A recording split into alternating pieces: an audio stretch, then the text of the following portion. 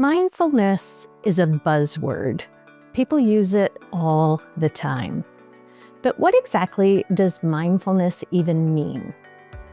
Mindfulness might conjure up certain images for you. You might picture a person in the lotus position, breathing in through the nose, out through the mouth. Or you might picture someone sitting for hours on a mountaintop and think to yourself, who has time for that? I can barely get through my day with all the things that I've got to take care of. How could I possibly just sit? And even if I could, what would I possibly do? Do you just sit there?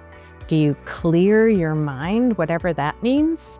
I get these questions and comments all the time from my clients when I first introduced the concept of mindfulness training. So I get it. I hear it all the time. Today, we're going to dive into what mindfulness really means beyond the buzzword. I'm going to clarify why mindfulness is one of the single most valuable tools at our disposal for improving our well-being and reducing stress and improving our overall mental health. We'll talk about the science, the myths, and how to actually use mindfulness in your everyday life, no matter how busy you are. If you're new to my channel, hi, I'm Dr. Lori Bruce. I'm a clinical psychologist and mindfulness coach and host of the podcast From Both Sides of the Couch, where I talk about all things related to mental health from both the perspective of a psychologist as well as a client in my own therapy. Let's start by defining mindfulness. Mindfulness is the practice of paying attention on purpose to the present moment without judgment. It's not about emptying your mind or forcing yourself to feel calm. You don't have to chant. You don't even have to sit or lie down. It's just purely about noticing. Noticing what's happening right now in your body, in your mind, in the world around you, without instantly reacting, responding, or judging whether or not what you're noticing is good or bad. Mindfulness is like a muscle. If you've ever worked out on a particular muscle, you know that you can't expect it to be strong right away. It takes time. It takes repetition.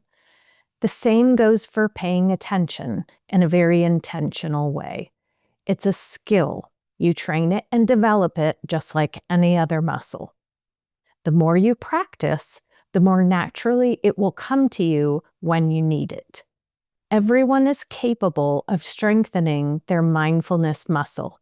Even if you have ADHD, you can improve your ability to be mindful. Mindfulness isn't just feel-good advice. There's actually science behind how mindfulness can improve our health in a variety of ways. In 2014, there was a study published in the Journal of the American Medical Association. This study was a meta-analysis, which really is an analysis of other studies. It's studying studies.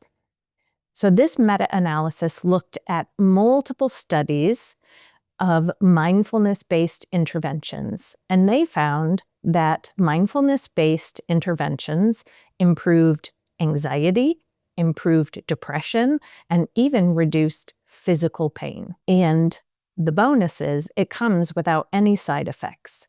We even have research that shows that a regular mindfulness practice actually causes changes in the brain. Brain imaging studies have shown that regular mindfulness practice can increase the thickness of the prefrontal cortex. This is the part of the brain that is responsible for attention, decision-making, and emotion regulation. A regular mindfulness practice has also been shown to reduce activity in the amygdala, which is the brain's fear center. So when we talk about mindfulness as a muscle, we're not speaking metaphorically. Your brain is actually physically changing as you practice. Who can benefit from mindfulness? To me, this is like asking the question, who can benefit from eating vegetables? That's like everyone. Mindfulness benefits all people, but research shows that it can be especially useful for people with anxiety disorders and depression, as I mentioned before. Mindfulness helps you notice your thoughts, which allows you to choose how you are going to respond to those thoughts, rather than spiraling out of control or automatically believing every thought that you have. Mindfulness also can help with chronic pain, because mindfulness changes the relationship you have with that pain. Oftentimes, people with chronic pain have many thoughts that actually make the pain worse. Thoughts like, I'm afraid I'm going to feel this way forever. What if this means I'm not going to be able to do X, Y, and Z? And so when we are able to just notice our physical sensations without all those judgments or fear responses, it allows us to make the pain much more manageable. Mindfulness also can help with ADHD because it teaches you to pause. It teaches you to reduce your impulsivity. It allows you to pay more attention to detail and helps you choose a more helpful or effective response. Of course, these are not just the only areas where mindfulness can be helpful, but to me, these are some of the clearest examples where the research is strong and the benefits are measurable. So why does mindfulness feel so hard? Although mindfulness sounds lovely in theory, it's actually kind of hard in practice. I tell my clients that mindfulness is the most deceptively simple concept. It sounds so easy, yet it is also at the same time really kind of hard. There are so many distractions. Think about it. Our phones are dinging. There are pop-ups everywhere. Our to-do list grows. Our dog is always wanting to play or get attention. Our mind might continue to replay that awkward conversation that you had last week. This is why people think that they are bad at mindfulness, because they get distracted. But in reality, the moment that you notice you're distracted is the very moment that you are being mindful. By noticing and bringing your attention back, you are practicing mindfulness. Mindfulness can be for busy people too. You don't need to meditate for hours or more per day to get the benefits of mindfulness. Here are 3 quick and realistic ways to bring mindfulness into everyday life. First is the 1-minute check-in.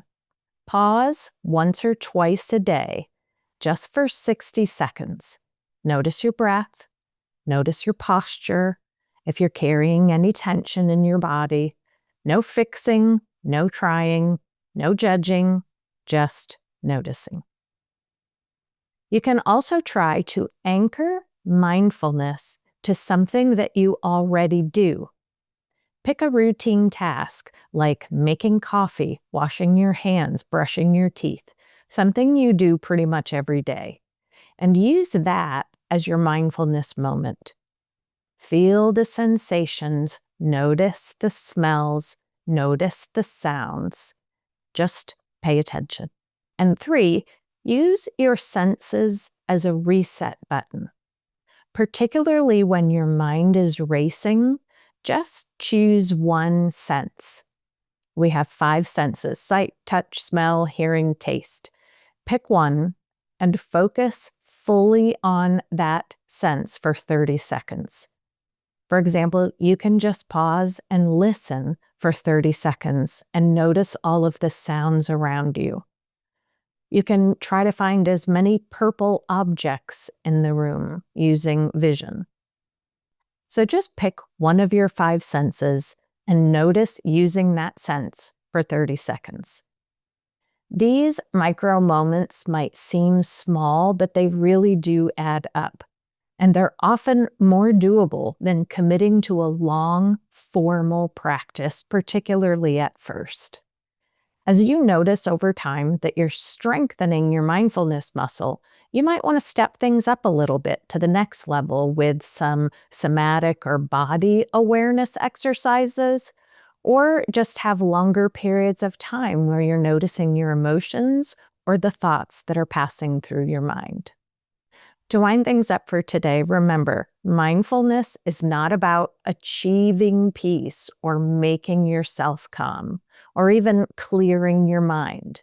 Though those things might happen, that isn't the goal. Mindfulness is truly about building your capacity to stay present with whatever is happening inside of you and around you, the good, the bad, and the ugly.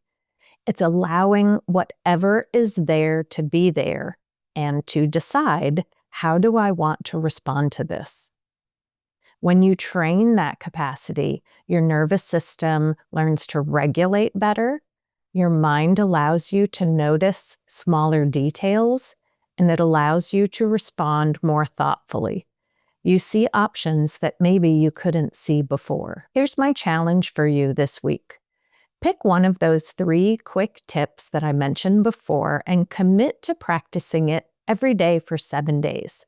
1 minute, 1 mindful cup of coffee, 1 pause before you answer that email. If you stick with it, you'll start to feel that mindfulness muscle getting stronger.